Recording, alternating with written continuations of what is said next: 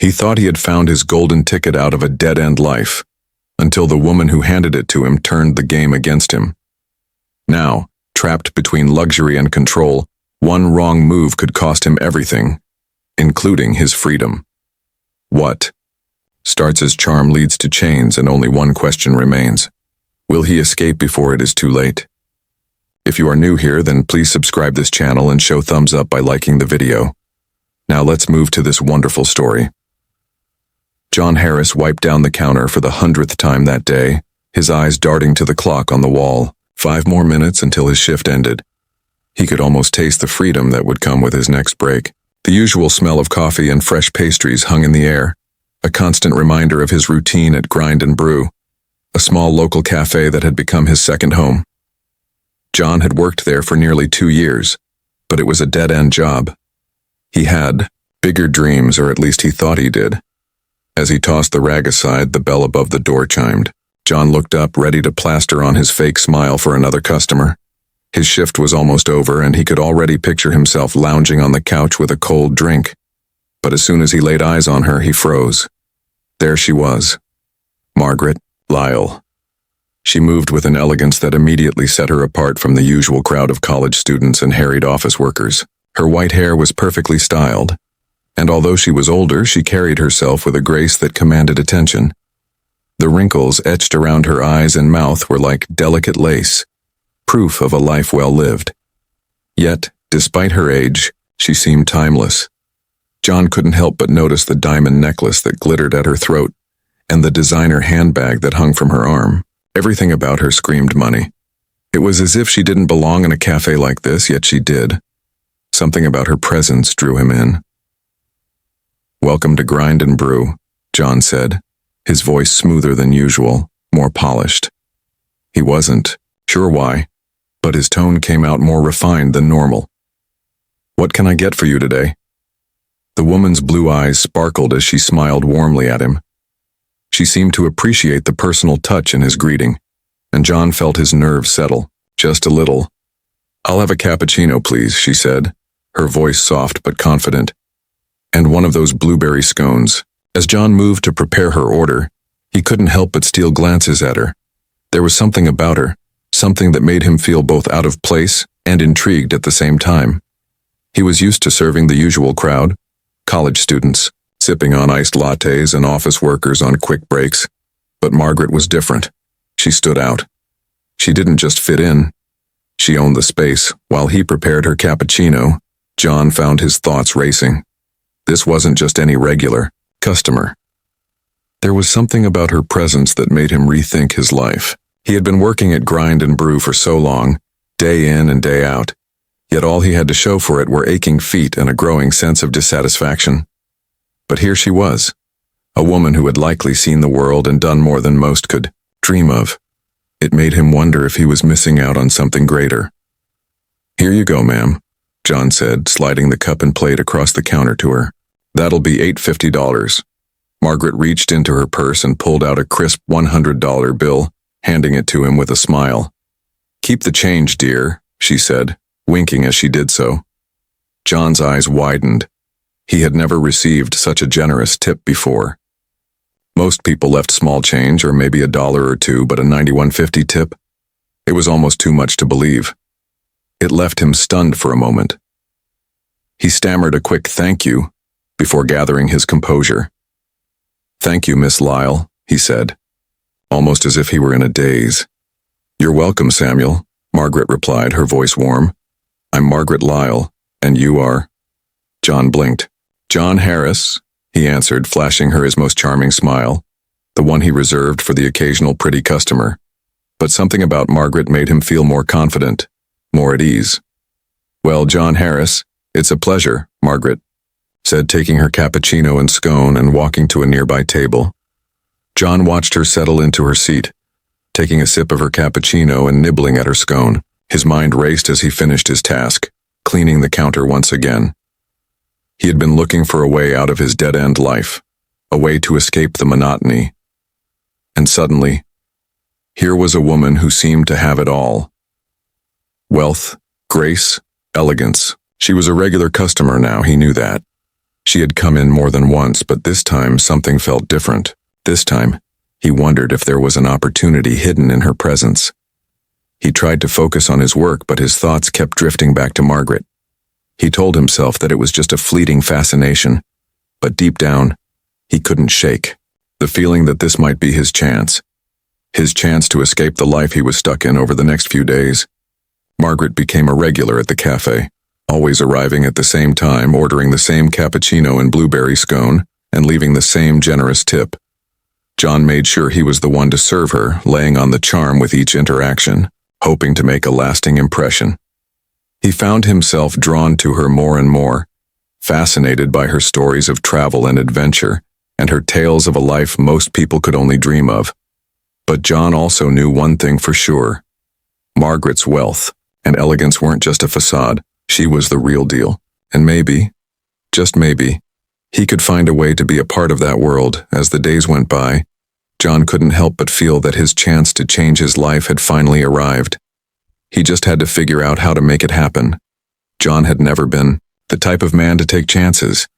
His life up until that point had been one of routine. Wake up, go to work, serve coffee, clean counters, go home, and repeat. But something about Margaret Lyle had stirred something inside him, a feeling he hadn't experienced in a long time. It was hope. Hope for something more than the monotonous life he had carved out for himself at Grind and Brew. Maybe she was the opportunity he had been waiting for, or maybe it was just his longing for a different life clouding his judgment. Either way, he couldn't shake the feeling that his encounter with Margaret was no accident. Over the next few days, John continued to serve Margaret at the cafe, each time feeling more and more drawn to her. Her presence was magnetic. Her stories of her travels and life experiences captivated him. She was elegant, graceful, and confident. A woman who had lived a life of adventure, unlike the quiet, predictable existence he led. Every time they spoke, John felt as though he were stepping into a world he didn't belong to, but desperately wanted to. Then one afternoon, as Margaret was finishing her cappuccino and scone, John found the courage to speak up. He wiped down the counter nervously, glancing over at her table. He had rehearsed this moment in his head 1,000 times, but now that the moment had arrived, he felt his palms start to sweat. He cleared his throat and walked over to her table. "Miss Lyle?" he began, his voice a little shaky. "I was wondering, well, if you'd like to grab dinner sometime outside of the cafe, of course. I mean, if you're not too busy." Margaret looked up at him, her blue eyes sparkling with amusement. For a moment, John thought she might laugh or brush him off, but instead, a small smile tugged at the corners of her lips.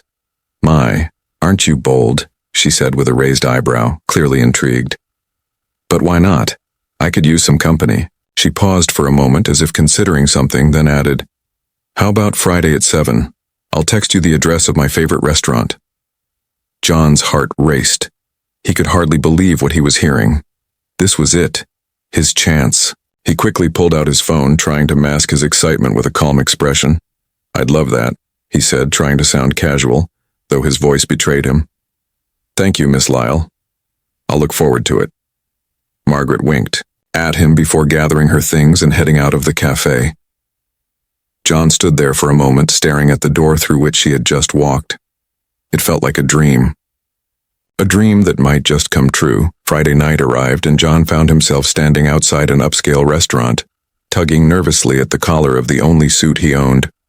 It was a little tight and slightly out of style, but it was the best he could do on short notice.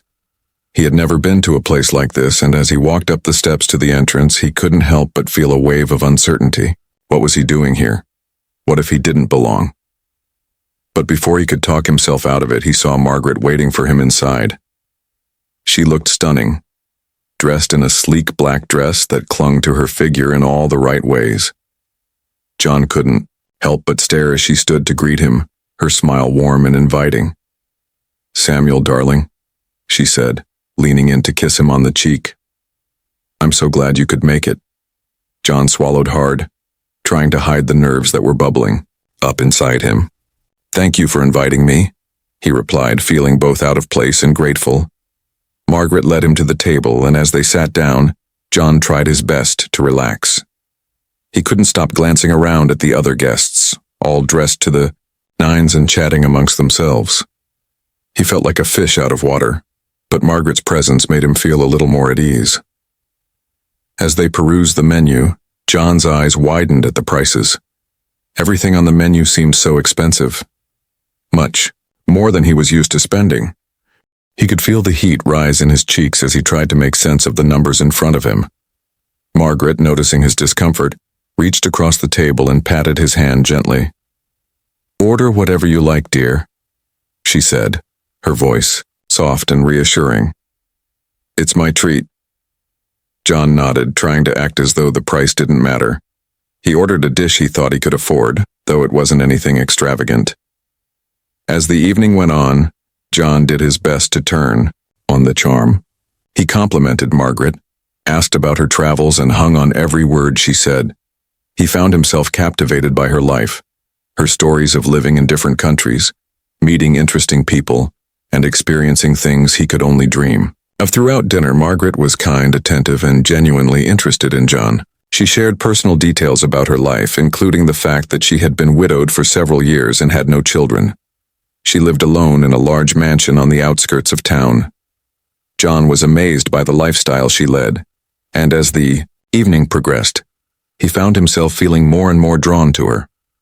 After they finished their meal, Margaret suggested they take a walk in the nearby park. As they strolled through the moonlit garden, John couldn't help but feel a sense of connection to her. He knew that this was just the beginning of something new, something that could change his life forever.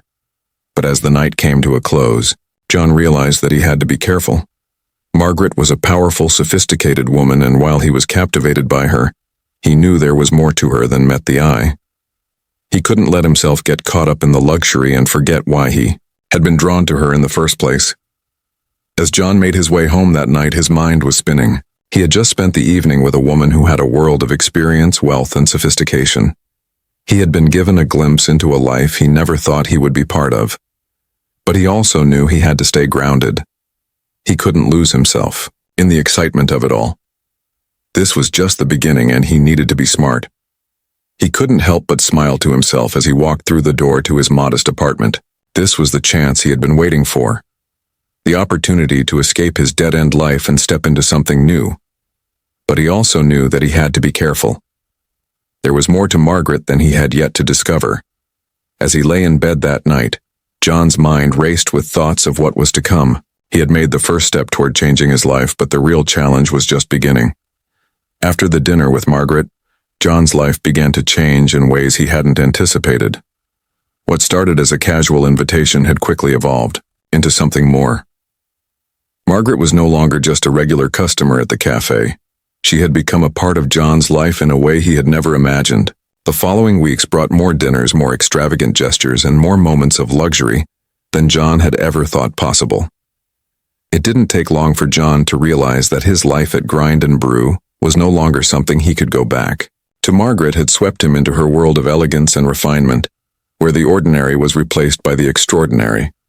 She had introduced him to a lifestyle filled with fine wines, expensive cars, and grand parties. One evening, while driving through the city in a car that felt too luxurious for him, John realized how much had changed. He had gone from scrubbing counters at a small cafe to riding in a sleek black car, heading to an exclusive event hosted by some of the wealthiest people in the city. John had never imagined that this could be his reality. At first it felt like a dream, a life he had only seen in movies. Margaret treated him like he was someone important, someone worthy of the finest things. She bought him clothes from high-end stores, the kinds of suits he had only ever seen in magazines. The first time he tried on a designer suit, it felt like a different world. He marveled at the way the fabric felt against his skin, the crisp lines, and the way it fit him perfectly. It was a far cry from the old clothes he used to wear, and for a moment he felt like a new person altogether. Their weekends were spent at fancy parties, mingling with celebrities, business tycoons, and socialites. John, who once thought of himself as invisible, now found himself the center of attention at these events. Everyone wanted to know who he was, how he had met Margaret, and what it was like to live a life of such opulence. Margaret, always the gracious host, would introduce him, with pride, and John couldn't help but feel a sense of validation with each introduction. He was no longer the boy from the cafe. He was Margaret's companion, the man who was living the life he had always dreamed of. Yet, as the weeks passed, John began to feel the weight of this new life. It wasn't all glamorous dinners and lavish parties. Behind the luxury, there was a subtle pressure, a feeling of always having to live up to expectations. Margaret's world wasn't just about wealth and privilege. It was also about power and control. John had noticed the way people treated him differently when they found out who he was. He wasn't just John anymore. He was Margaret's man, and that came with its own set of challenges. At first, John enjoyed the attention, but over time he realized how suffocating it was. Margaret, while generous, was also very controlling. Everything he did seemed to be scrutinized, from the clothes he wore to the way he behaved at social events. She would often tell him how to act, what to say, and who to talk to. At first, John didn't mind. He was eager to please her, to fit into her world. But as time went on, the constant supervision began to feel like a cage. One afternoon, after a lavish lunch at a country club, John found himself sitting in the back of a limo staring out the window. Margaret was sitting across from him, reading through some documents, her focus completely absorbed. John couldn't help but feel a pang of regret. How had he gotten here? This life, so full of luxury and comfort, had started to feel empty. He missed the simplicity of his old life, the routine of his days at the cafe, even the familiarity of the coffee smell that always lingered in the air. At least back then, he was in control of his own time, his own choices. As the limo pulled up to Margaret's mansion, John sighed deeply.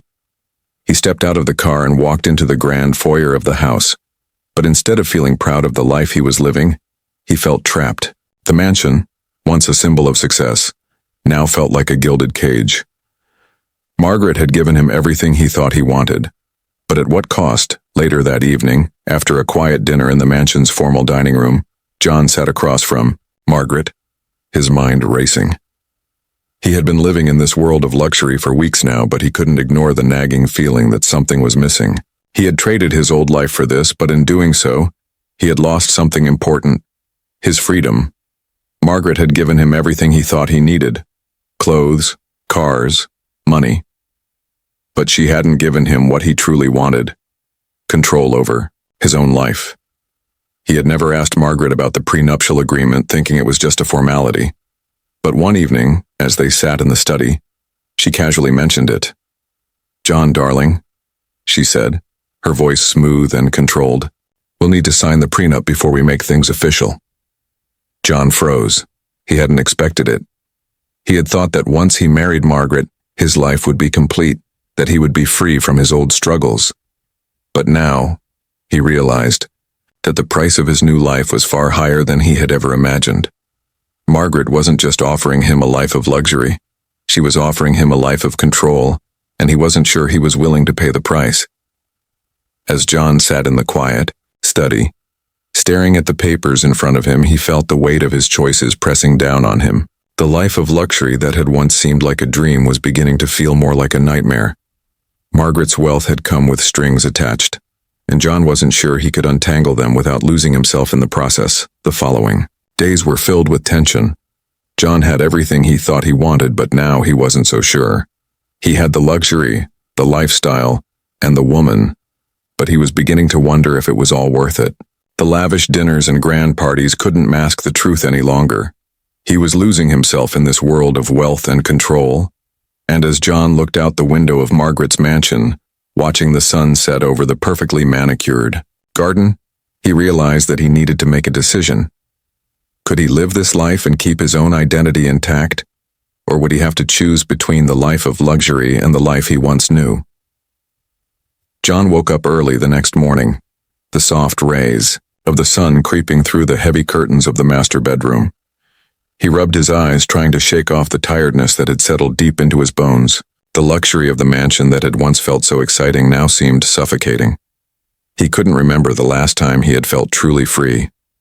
The house, once a symbol of everything he had wanted, now felt like a gilded cage, and he was trapped inside. The previous night's conversation with Margaret echoed in his mind.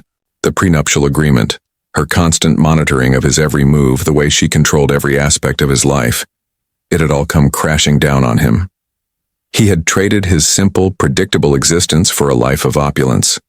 But in doing so, he had lost something important: his autonomy. He had exchanged his freedom for luxury, but now he wasn't sure it was worth the price. John got out of bed and went to the window, looking out over the manicured gardens that stretched out below.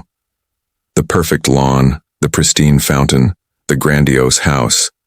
It all looked so beautiful, but something about it now felt false. Empty. The life he had dreamed of didn't look like this. He had imagined freedom, adventure, independence, not a life of controlled luxury. As he stood there, lost in thought, the door to the bedroom opened, and Margaret entered. She looked as poised and elegant as always, dressed in a robe of soft silk, her hair perfectly styled. She glanced at John, her eyes cold, calculating. "Good morning, Samuel," she said, her voice smooth, but there was an edge to it, something John hadn't noticed before. "I hope you slept well." John turned to face her, his heart heavy with uncertainty. "Good morning, Margaret," he replied, his voice strained. "I didn't sleep much, actually. I've been thinking." Margaret raised an eyebrow, her lips curling, into a small, knowing smile. "Thinking, huh?" she said, walking toward him. "About what, darling?" John swallowed hard, his throat dry. He had to say it. He couldn't keep pretending that everything was fine. "I'm not sure I can do this anymore," he said, his voice quiet but firm. "This life, the way things are. I thought I wanted it, but I'm starting to realize I've lost something important along the way. My independence, my freedom." Margaret didn't seem surprised by his words. She looked at him with a mix of amusement and something darker, something John couldn't quite place. She crossed her arms and leaned against the doorframe, as if she had expected this conversation. "You always were so eager to jump into things, Samuel," she said, her tone almost patronizing. "You wanted the luxury, the power, the control. You thought it would be easy, but there's a price for everything, and you've been living in my world now on my terms. That's the deal." John felt a surge of frustration rise within him. "I didn't know what I was getting into," he said, his voice rising slightly. "You made it seem so perfect, so effortless, but it's not. I feel like I'm losing myself in all of this." Margaret stepped closer, her eyes cold but calculating. "Losing yourself? Samuel, you were nobody before me. You were stuck in that cafe, working a dead-end job, living a life of mediocrity. I gave you a chance, I pulled you into my world, and now you want to walk away? You're lucky I even considered you in the first place." John took a step back, the weight of her words pressing down on him. She was right, in a way. Before Margaret, he had felt invisible, stuck in a life that offered him no real future, but now looking at her he realized that he had traded one kind of cage for another. A gilded cage, yes, but a cage nonetheless. "Maybe I don't want to be in your world anymore," John said, his voice steady despite the turmoil inside. "Maybe I need to find my own path, even if it means starting over." Margaret's expression darkened. "You think you can just walk away from this? You think it's that simple?" She stepped closer to him, her eyes narrowing. "You don't get to have everything, Samuel. You don't get to play in my world and then just leave when it suits you." John felt a chill run down his spine as Margaret's words sank in. She was no longer the elegant woman he had once admired. In that moment he saw her for what she really was. Powerful, controlling, and unwilling to let go of her hold on him. She had given him everything, but only because she had known how to control him. The money, the cars, the fancy dinners, it had all been part of a larger game, one that John had only just begun to understand. "You're right," John said quietly, his voice almost a whisper. "I don't get to walk away, but I have to make a choice. I can stay here in this life with all the luxury you've given me, or I can leave it all behind and try to find my own way. I don't want to live in your world anymore, Margaret. I want to live in my own." Margaret stared at him for a long moment, her expression unreadable. Then, slowly, She spoke. You think you can find happiness on your own? You think you'll be able to survive without the comfort of my world? You're making a mistake, Samuel. You'll regret it. John stood there looking at her, feeling the weight of the decision before him. This was it, the moment of truth. He could stay in the world Margaret had created for him, living a life of luxury and control, or he could leave and start over, knowing it wouldn't be easy, but at least it would be his own life. Maybe I will regret it, John said, his voice firm. But at least I'll know that I made the choice for myself. And that's something I can live with. Margaret's face twisted in anger, but John didn't flinch. He had made up his mind. He turned away from her, walking toward the door. As he stepped into the hallway, he felt a strange sense of freedom wash over him. He didn't know what the future held, but for the first time in a long time he felt like he was in control of his own destiny. As he left the mansion behind, John took a deep breath. The sun was shining brightly outside and the world felt wide open. He had made his choice. Now it was time to start living his life on his own terms.